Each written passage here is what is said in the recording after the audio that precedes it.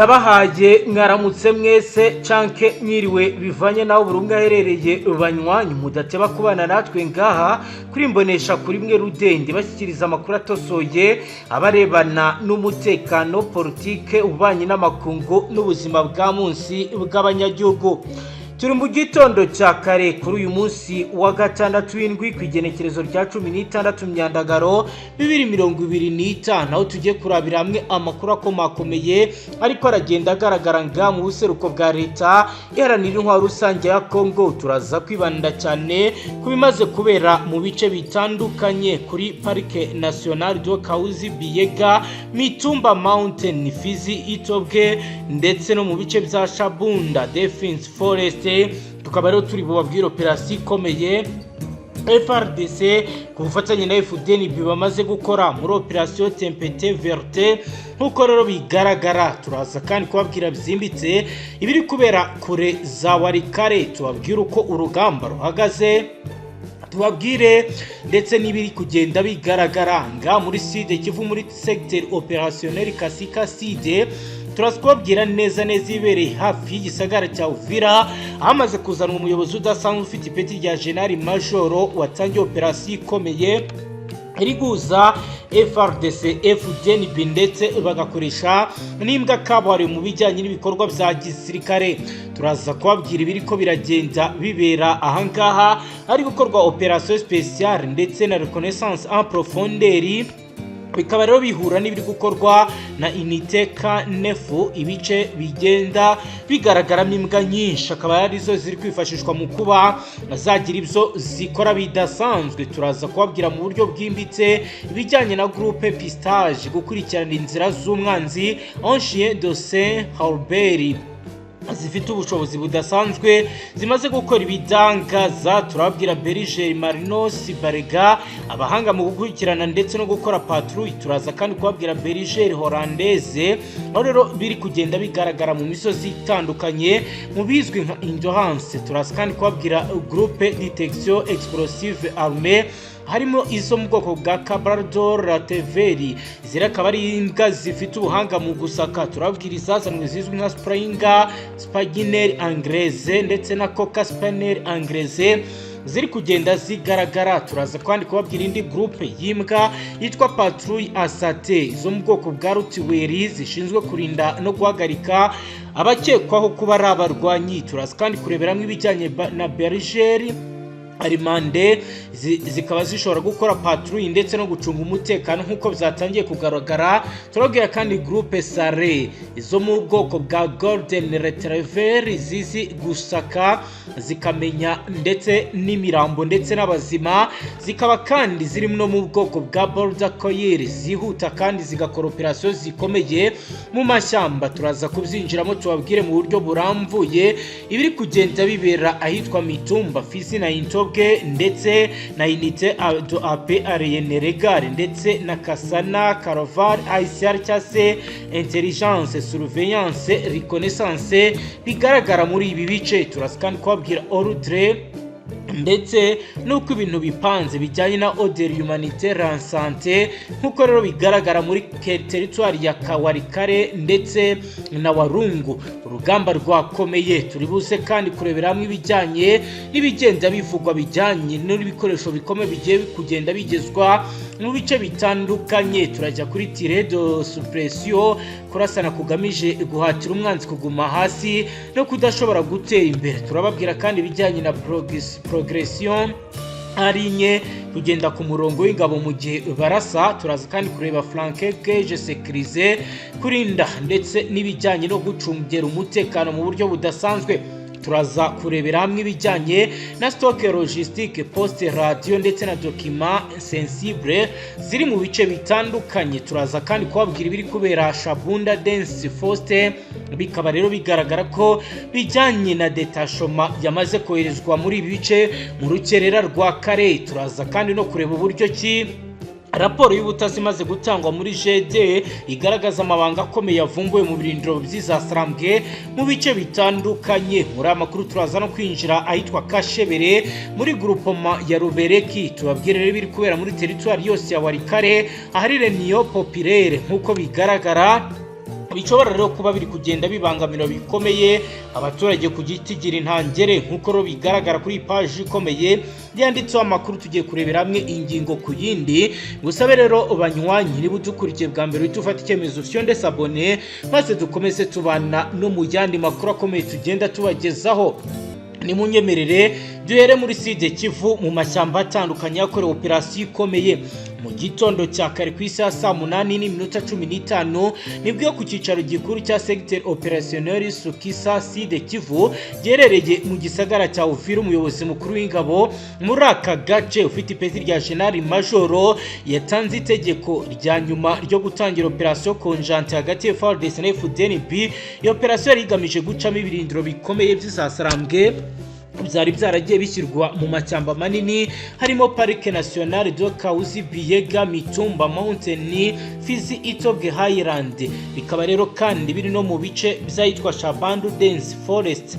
Nk'uko rero bigenda bigaragara amakuru akomeye tumaze kwakira agaragaza ko iyo operasiyo yahawe izina rya operasiyo Tempete Verte, izina rifite igisobanuro cyo kugaragaza urugamba rukomeye mu gace gasa n'icyatsi kibisi kubera ubwuzure bw'amashyamba buri muri ibi bice nk'uko babigaragaza. Biravuga ko rero ari byatangiye gutegurwa mu ijoro ry'ejo kwa gatanu rikira kuri uyu wa gatandatu mu kigo cya gisirikare cya Camp Kabira kiri Uvira giherereye neza amazi iminsi hagaragara hari gukorwa ibikorwa bya gisirikare. Ku ruhande rwa FARDC umusirikare urongoye izo operasiyo General Major akaba rero ari gufatanya ku mirongo y'imbere y'urugamba na koloneli witwa Jean Claude, uyu akaba ari chef des opérations ndetse na komanda Kanefu Captain Alain. Bakaba rero bari mu bikorwa bikomeye. Ni mu gihe ku ruhande rwa FDNB umusirikare urongoye intwazangabo ziri mu gisagara cya Uvira n'ufite ipeti rya General de Brigade, uyu rero akaba bakunda kumutazira Evariste ari gufatanya na Lieutenant Colonel bakunda kwita Jerome Ndikumana. Uyu akaba ari specialiste en reconnaissance. Ni mu gihe kandi bitangazwa ko responsable logistique no witwa Majoro Pascal Bigirimana nkuko bigaragara yemejwe gukoreshwa uburyo bwa operation spéciale harimo reconnaissance en profondeur, ubutasi bugezweho kure buri kubera mu mashyamba. Hari kandi infiltration naturelle kwinjira mu buryo bw'ibanga nijoro ndetse no gukoresha inite Kanefu, ibice bikoresha imbwa z'akazi kugira ngo babashe kuba bakinjira mu mashyamba bamenye ibyishe ndetse n'ibishwe mu myobo. Kugeza ubu rero biravuga ko hari gukoreshwa uburyo bwa reconnaissance en profondeur, ubutasi bwimbitse bukorerwa kure y'urubuga rw'imirwano hagamije kumenya neza aho umwanzi aherereye, ibikoresho afite ndetse n'imbaraga afite mu bundi bushobozi ubwo ari bwo bwose. Hari kandi infiltration naturelle kwinjira mu gace k'umwanzi nijoro. Ibiro bikaba byatangiye kwigaragaza kuko kuva ku isaha saa 4 ku munsi w'ejo kwa gatanu z'ijoro nibwo abambere batangiye kugenda binjira muri aya mashyamba uhereye Kauzi Biega ugakomeza Fizi n'ahandi hatandukanye. Biravuga ko kandi inite Kanefu iyi rero ni inite irimo abasirikare bakoresha imbwa zatozwe imirimo ya gisirikare nka pistage, gukurikirana, detection, gusaka, patrouille, kugenzura ndetse n'andi masomo akomeye. Ariko FARDC ziri gukora cyane nibijyanye na detection et patrouille, aho bigaragara ko izi mbwa ziri kugenda zibakorera akazi gakomeye ndetse no kubafasha kugera mu bice babakeka ko bishobora kuba bitezwemo ibiturika.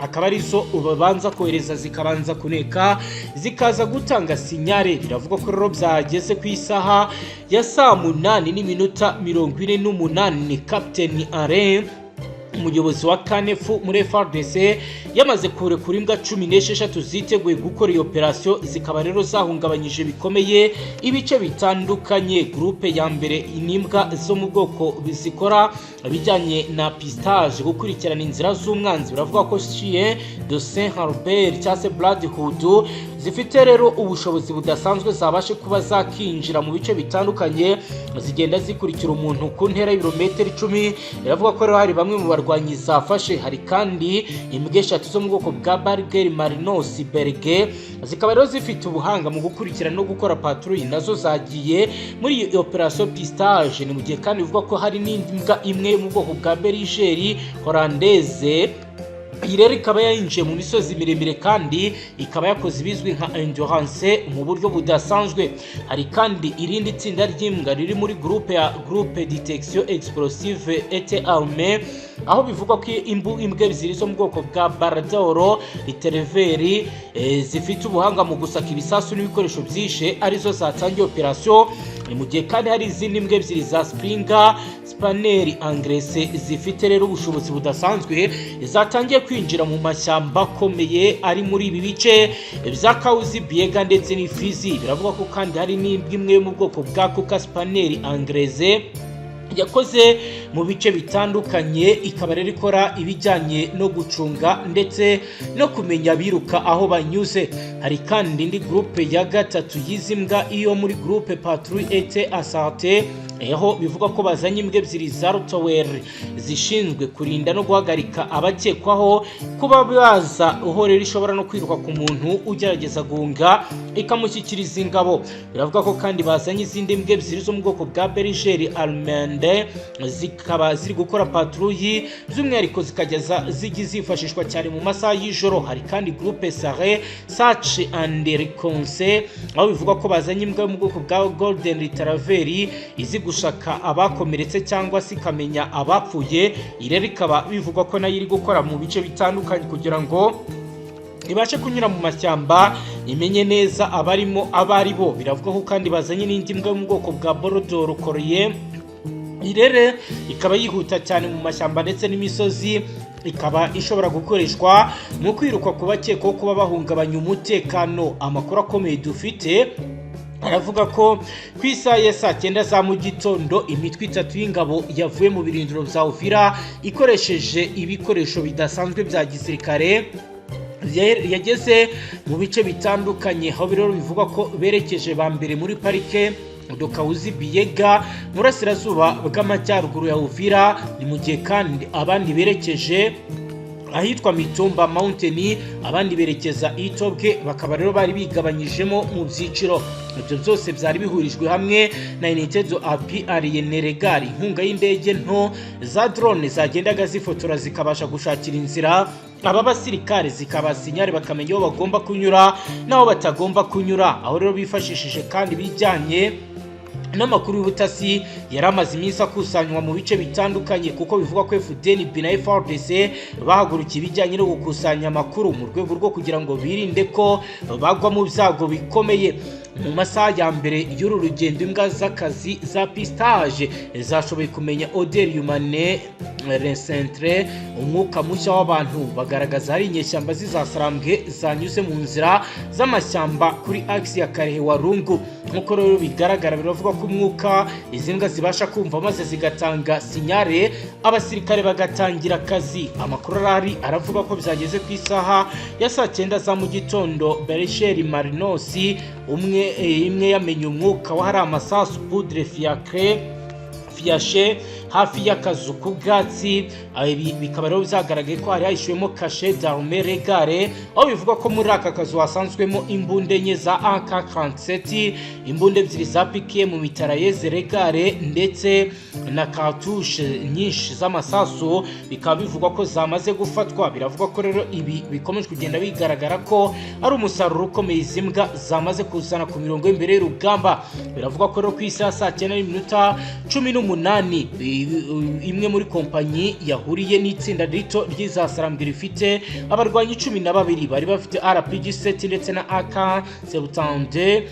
Hakozwe asate rapide, igitero cyihuse hakoreshejwe tekinike izwi mu gisirikare nka tir de suppression, kurasa bigamije guhatira umwanzi kuguma hasi ndetse no kumusubiza inyuma ntakomeze gutera intambwe agana imbere. Biravugwa kandi biremezwa ko hari gukorwa ikizwi nka progression en ligne, kugenda ku murongo w'ingabo mu gihe arasa. Bikaba ari ibintu bigenda bigaragara ko biri gutanga umusaruro. Biravugwa kandi biremezwa ko hari flanque gauche sécurisée kurinda uruhande rw'ibumoso rw'iri tsinda, aho bivuga ko hari imbwa zo muri patrouille ndetse na sate zakoreshejwe zikurikirana umwanzi mu buryo budasanzwe.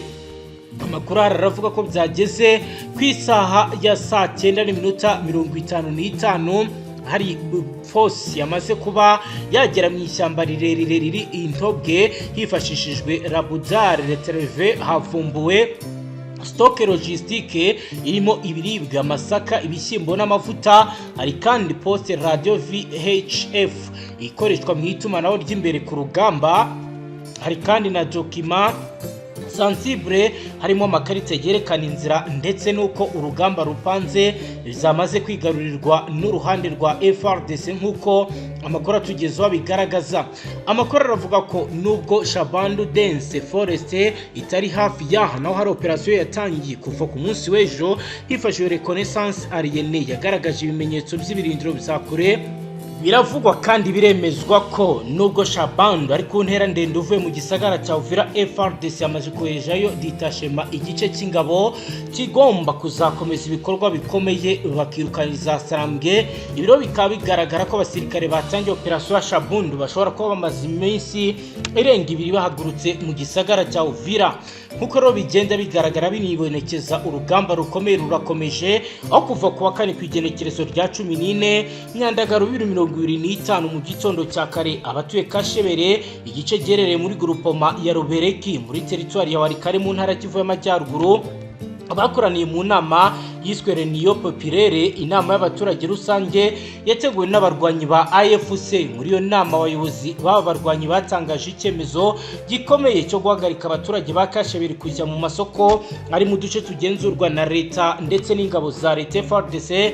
Bikaba rero ari ibintu bibangamiye abaturage. Impamvu z'iki cyemezo nuko abarwanyi basobanuye ko hari accusation de collaboration avec les forces gouvernementales, gushinja abaturage ko bakorana n'ingabo za leta FARDC n'abarwanyi b'abazarendo baba bari muri bice aho bashinjwa ko aba baturage batanga amakuru kuri AFC ndetse no mu bice bitandukanye. Hari kandi perte d'activité commerciale dans le marché sans contrôle, aho bivuga ko batakaje ubucuruzi mu masoko nk'ayitwa Kashebere, ahitwa Kibati, kuko abacuruzi bahisemo kujya gucururiza mu masoko ari mu bice bigenzurwa na leta. Hari kandi suspicion de transmission de information, aho bakeka ko buri wese uvuye muri aka gace FARDC irimo ashobora kuzana amakuru ku ngabo za leta cyangwa akajyana bamwe mu baturage bakaba bakinjira mu bazarendo. Uko rero bigaragara kandi bigenda bivugwa abaturage bashyiye ubwoba kubera ibikorwa biri gukorwa. Mu byemezo byafashe uwo munsi abarwanyi ba FARDC batangaje ko abaturage ba Kashebere babujwe kujya ku masoko yitwa Mungazi, Kicanga, Kibua, kuko rero ayo masoko yose ari mu wako y'igisirikare cya leta FARDC. Ikindi kandi isoko ryitwa Habura riri muri Kashebere rikaba ryarahise rifungwa bizwi nka definitivement. Ibi rero bikaba bibabaza abaturage ku giti gira intangere. Abarwanyi baratangaza ko nta nyungu yo gufungura ubucuruzi muri aka gace kuko bavuga ko icyambere ari umutekano. Nkuko rero bigaragaza ibi byemezo byateje ikibazo gikomeye, harimo guhungabanya chaîne de provisionnement, urugendo rw'ibicuruzwa by'umwihariko ku biribwa n'imiti. Hari kuzamura kandi ibyiciro ku masoko, hari kuzamura ibiciro ku masoko. Nkuko rero bigaragara kongera inzira n'imibereho mibi mu baturage bikaba rero byabaye ikibazo gikomeye. Hari kandi gukurura ubucucike mu masoko ya leta biri gutera abaturage kuba bahendwa mu gihe bajya ku isoko, abandi bakagaragaza ko babangamiwe nuko akazi kabo kahagaze. Umwe mu baturage waganiriye n'itangazamakuru utifuje ko amazina ye atangazwa agize ati: "Ntituzi ko twitwara iyo tujya mu gace ka FARDC baratubwira ngo turimo kubaha amakuru, iyo dutashye baradusaka bakadukora iperereza, natwe batubwira ngo turimo gutanga amakuru ku ba FARDC. Ubu turasa n'abafunzwe mu buryo bwo guhumanywa n'impande zombi." Imvugo iragaragaza conflit de loyauté, guhindagurika ku buryo bwo kwiyumvanamo buri ruhande rufite. Abaturage bahura n'igihe gikomeye, bakaba rero batangaza ko babangamiwe bikomeye n'ibiri kuba. Ibi byose bikaba bibaye mu gihe abarwanyi ba FARDC bakomeje renforcement des positions, kongera imbaraga z'ibirindiro mu bice byinshi bya Warikare. Hari kandi renforcer des positions bisobanura bigajyanye nuko ibintu bitifashe neza. Kugeza ubu rero biravuga ko FDN na FARDC bo bakomeje operasiyo ikomeye, ariko abaturage bose bagatangaza ko ibiri kuba ari ibintu bibangamira ubuzima bwabo. Mu rwego rwa gisirikare FARDC ibona ko ibi ari ibintu bizwi nka isolation tactique, kuburizamo uburyo abaturage bagerwaho bigamije gukura flux logistique, urujya n'uruza rw'ibikoresho n'amakuru hagati y'abaturage n'ingabo za leta. Ku rwego rw'ubutabazi, imiryango nka MONUSCO ndetse na ACR babona ko ibi ari nka entrave humanitaire, imbogamizi ku bikorwa by'ubutabazi, kuko kubuza abaturage kugera ku masoko bishobora guteza inzara, indwara n'umutekano muke mu buryo bwihuse. Banywanyi, ni nuko dusoje paje y'amakuru akomeye yaragezweho. Icyo usabwa rero nta kindi ni uguhita ukanda subscribe, maze ukiyongera mu batazongera gucikwa n'amakuru akomeye tubagezaho yibanda cyane ku mutekano, politiki, ububanyi n'amakungu ndetse n'ubuzima bwa munsi bw'abanyagihugu. Hasta la vista.